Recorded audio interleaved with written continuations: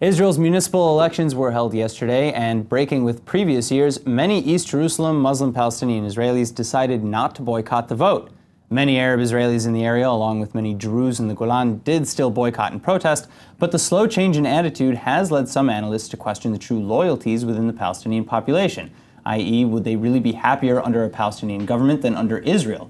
Here for more is the director of the Center for Near East Policy and a youth advocate and social worker, David Bedein. David, thank you very much for coming in today. Thank you for having me.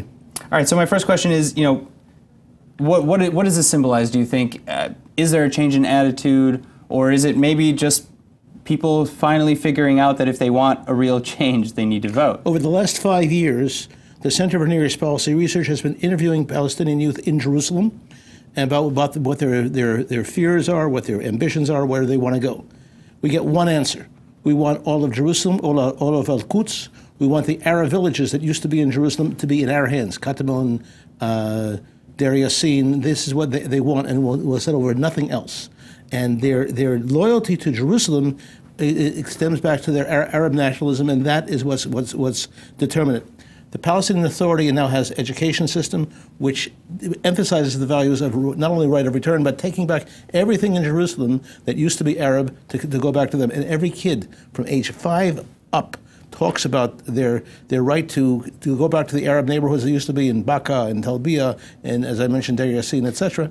And this is what they're talking about all the time. And they believe that that the Palestinian Authority would be the best option to achieve this. Absolutely. Or rather, would they maybe want, I don't know, an independent international city? Would they be okay with that? Because that's been suggested. They talk about one thing and one thing only. It's a very clear, one-minded education, which is to go back to where they came from in '48. And when they talk about Arab neighborhoods, they're not talking about where Gilo is or where Ramot is. They're talking about pristine Jewish communities in Jerusalem, Baka, Talbiya. So are you suggesting perhaps that the reason they're voting is not necessarily to become more involved in Israel's democratic or political system, but rather to advance that ideology? This is the precise strategy.